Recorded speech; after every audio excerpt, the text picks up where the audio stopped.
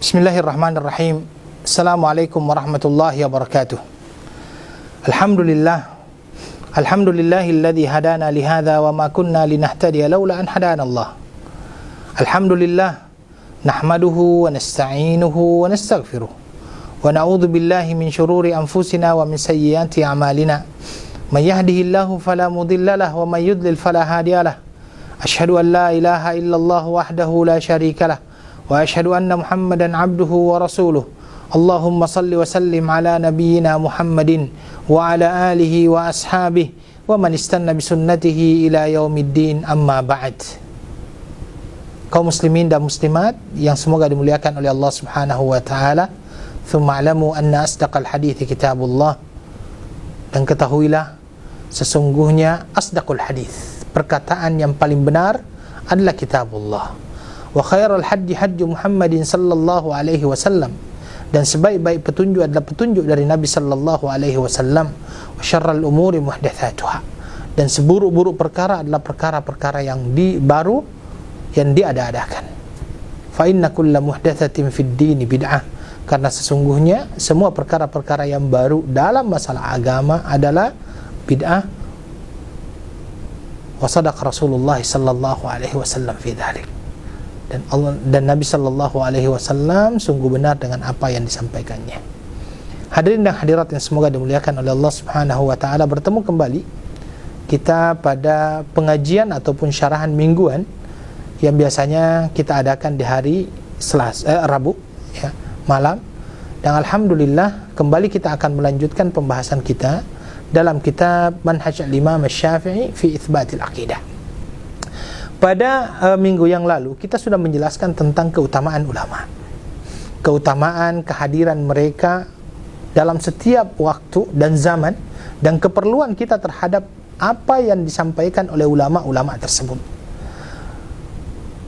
Keutamaan mereka di dalam membendung kesyirikan, keutamaan kehadiran mereka di dalam membendung pemikiran-pemikiran yang tidak sesuai dan tidak sejalan dengan Al-Quran dan Sunnah Rasulullah sallallahu alaihi wasallam, atau usaha-usaha mereka di dalam membendung pemikiran-pemikiran ataupun pandangan-pandangan yang bertentangan dengan Al-Quran dan Sunnah Rasulullah sallallahu alaihi wasallam.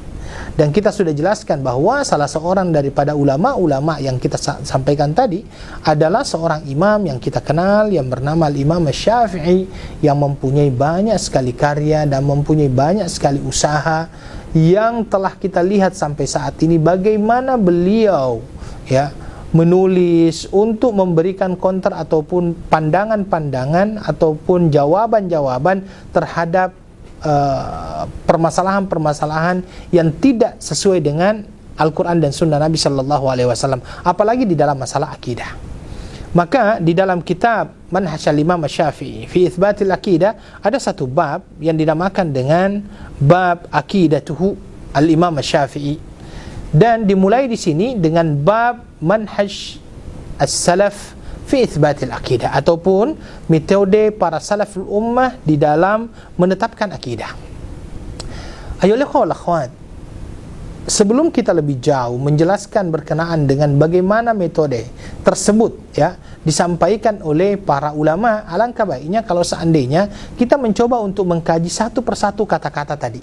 Manhaj al-Imam, Manhajus Salaf fi Itsbatil Aqidah. Yang pertama kata-kata manhaj, metode ya, manhaj ataupun metode, metodologi ataupun metode, manhaj at-tariqah ya. Jadi manhaj itu adalah at-tariqah, cara yang akan menyampaikan seseorang kepada apa yang diinginkan, itu dinamakan dengan manhaj.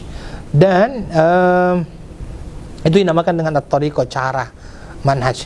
Jadi insyaallah di dalam penjelasan nanti kita akan jelaskan apa saja langkah-langkah yang ulama-ulama terdahulu ambil di dalam menetapkan akidah mereka.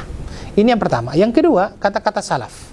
As-salaf secara bahasa sahibul lisan, yaitu lisanul Arab, mengatakan apa?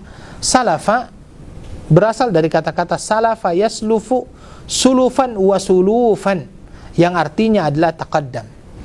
Bahwasanya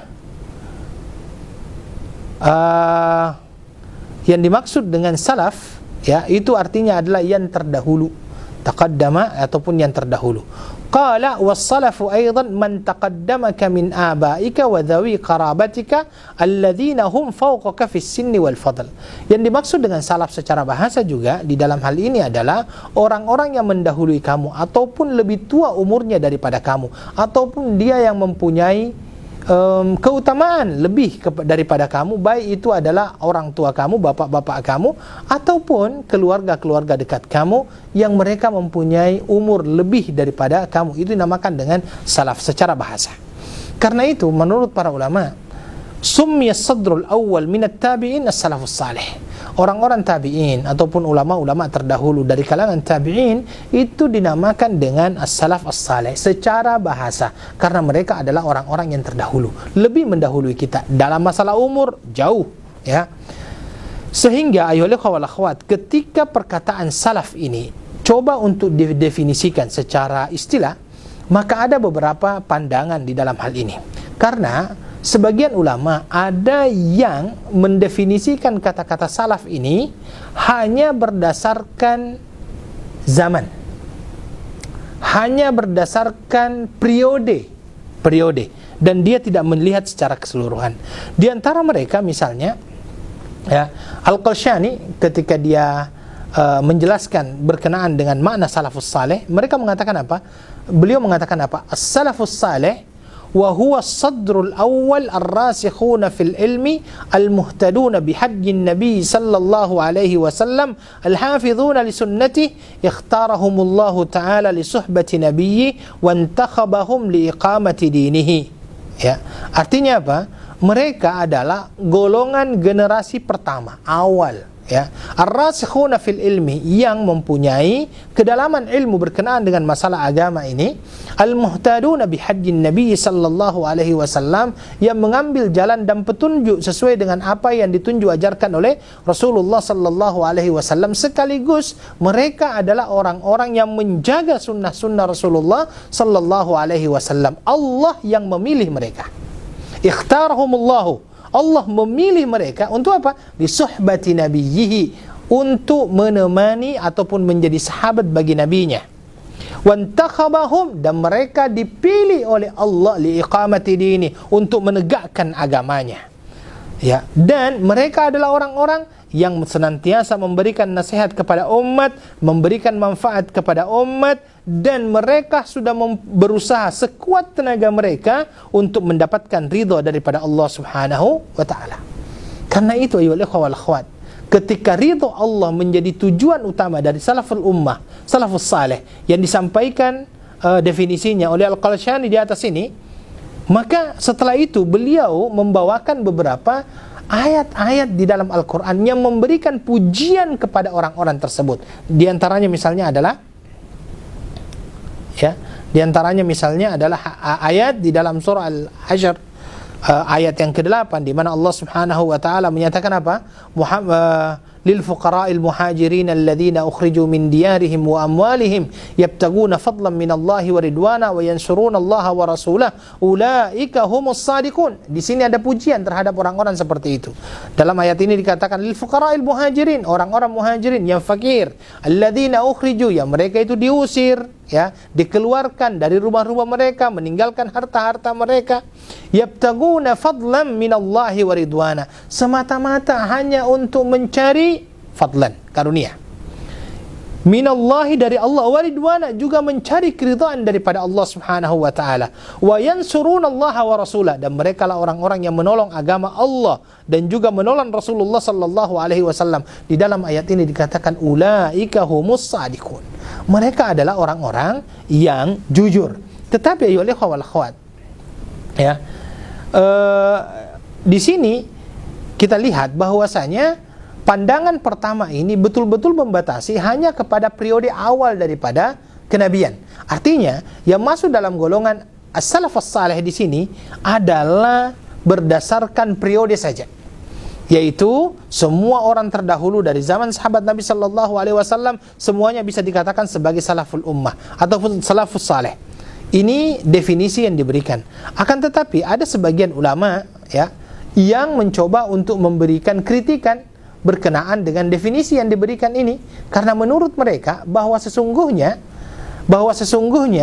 yang dinamakan dengan salaf itu tidak bisa dibatasi hanya dengan zaman saja, tetapi perlu ditambahkan ada satu sifat lagi yang akhirnya menjadikan definisi itu lebih sempurna.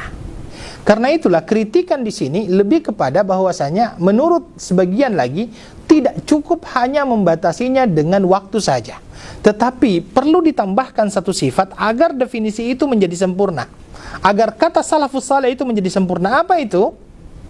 Bahwa pandangan-pandangan mereka, pendapat-pendapat mereka, pemikiran-pemikiran mereka harus sesuai dengan Al-Quran dan Sunnah Rasulullah Sallallahu Alaihi Wasallam. Kalaupun ada orang yang hidup di zaman tersebut, mungkin dari tabi'in ataupun tabi'it tabi'in, akan tetapi pandangan-pandangannya berbeda ataupun berseberangan dengan Al-Quran dan Sunnah Nabi Sallallahu Alaihi Wasallam, maka itu tidak dianggap sebagai salafi. Karena itu, ayolah akhwat, ada ulama yang menambahkan, ada ulama yang menambahkan bahwasanya perkataan daripada itu tidaklah sempurna kecuali kalau ditambahkan bahwasanya apa yang mereka sampaikan sesuai dengan Al-Quran dan Sunnah Rasulullah Sallallahu Alaihi Wasallam. Karena itu ada Syekh Ibnu Hajar Al-Qatari namanya mengatakan, wa ala dzalika fal muradu bimadhhabis salaf ma kana alaihi sahabatul kiram ridwanullahi alaihim wattabi'una lahum bi ihsanin ila yaumiddin wa atba'uhum wa a'immatud din mimman syahida lahum bil imamati. Ya. Jadi ini yang dikatakan bahwasanya maksud daripada as-salaful ummah di sini adalah apa yang menjadi pendirian daripada sahabat Nabi Sallallahu Alaihi Wasallam, ya, dan para tabi'in yang mengikuti pandangan daripada sahabat tadi, dan juga tabi'it tabi'in, dan juga orang-orang yang datang selanjutnya yang mempunyai pandangan yang sama dengan apa yang disampaikan oleh para ulama terdahulu.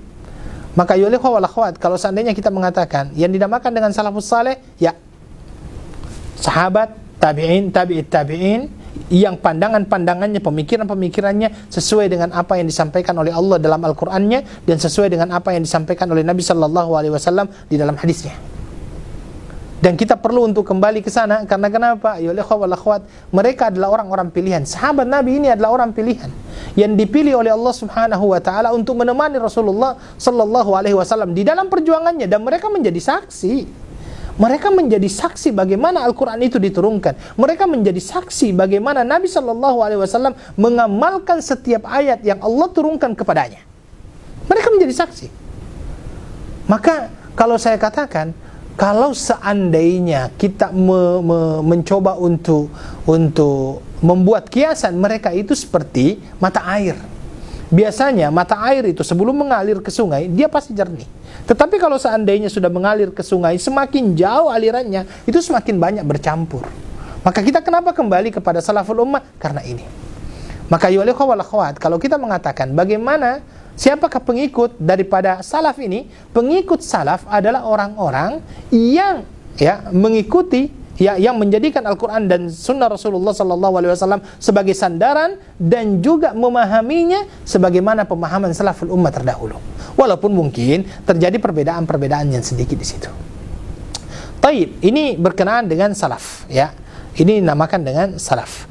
Dan Nabi SAW sendiri sudah mengatakan khairul quruni qarni, thumma alladhina yalunahum, thumma alladhina yalunahum.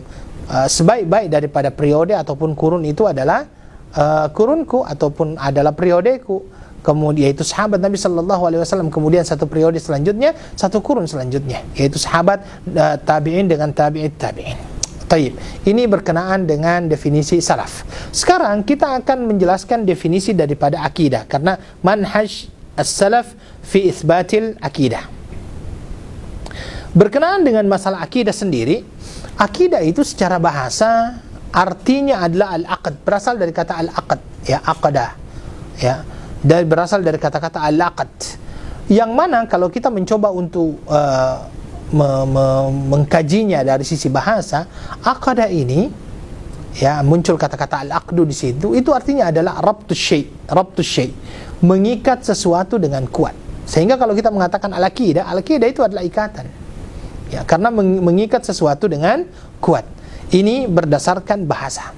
Sedangkan berdasarkan istilah ya wal akhwat, para ulama ketika mereka mendefinisikan akidah ini, mereka biasanya mendefinisikannya sama dengan definisi iman. Nabi SAW ketika ditanya oleh Jibril alaihissalatu wassalam berkenaan dengan masalah iman, Nabi mengatakan apa? Akhbirni anil iman. Ya, jelaskan kepada aku apa itu iman. Maka Nabi SAW menyatakan, antu'mina billahi wa malaikatihi wa kutubihi wa rusulihi wal yaumil akhir khairihi wa syarrihi. Iman itu adalah engkau beriman kepada Allah, engkau beriman kepada malaikat-malaikatnya, engkau beriman kepada kitab-kitabnya yang diturunkan oleh Allah kepada rasul-rasulnya, engkau beriman kepada rasul-rasulnya, engkau beriman kepada hari akhir, engkau beriman kepada qada wal qadar, yang baik ataupun yang buruk. Ini yang disampaikan oleh Nabi SAW. Dan ayolah wal akhwat, ulama banyak sekali mendefinisikan iman itu, akidah itu sama dengan iman.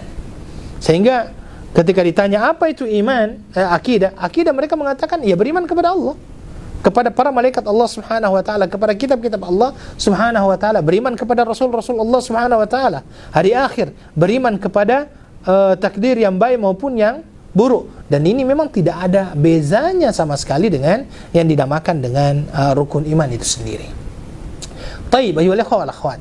Sekarang ada beberapa hal yang perlu untuk kita pahami berkenaan dengan masalah akidah ini. Karena kenapa? Kalau kita mencoba untuk mengkaji tentang masalah akidah ini, maka ada beberapa permasalahan yang mungkin perlu untuk kita selesaikan.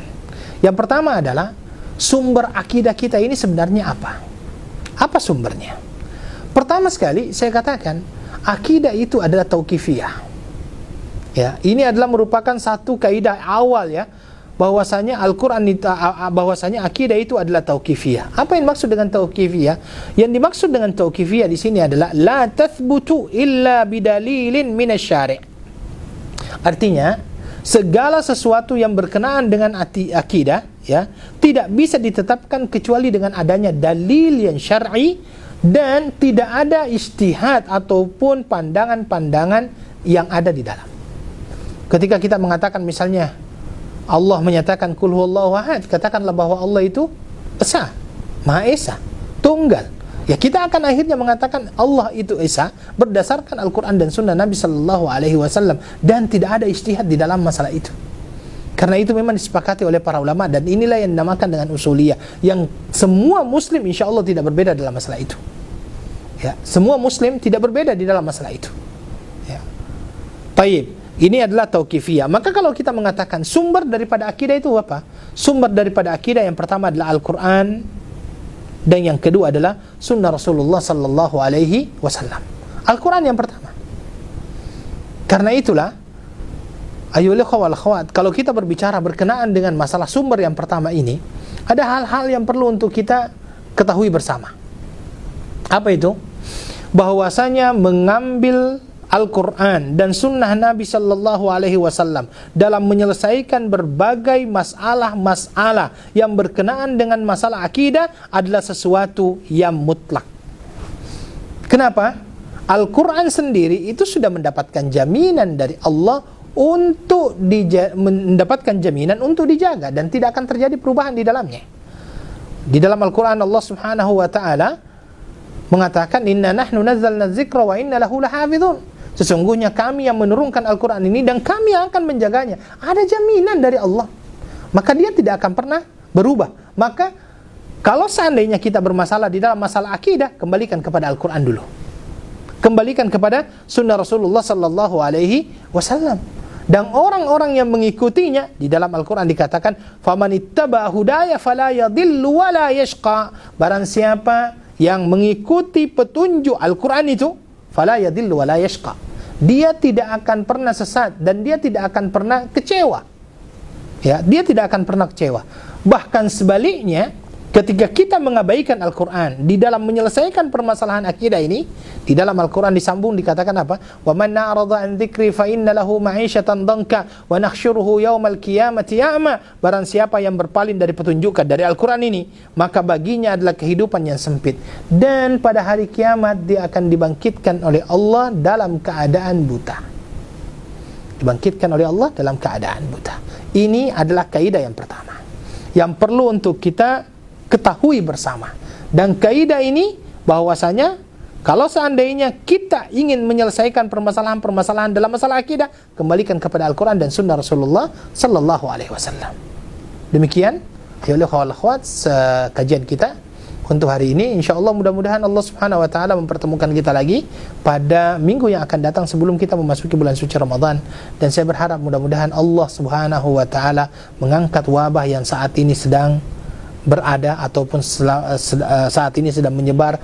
Dan saya berterima kasih, ya pribadi berterima kasih kepada pemerintah yang telah menjalankan berbagai macam upaya untuk meredam ataupun membentengi para masyarakatnya agar tidak terkena yang namanya virus ini. Mudah-mudahan Allah Subhanahu Wa Taala menjaga kita semuanya, stay at home, stay safe, ya. Dan mudah-mudahan Allah Subhanahu Wa Taala memberikan kepada kita karunia, menyampaikan kita di bulan suci Ramadan. Subhanakallahumma bihamdika asyhadu an la ilaha illa anta astaghfiruka wa atubu ilaik. Assalamualaikum warahmatullahi wabarakatuh.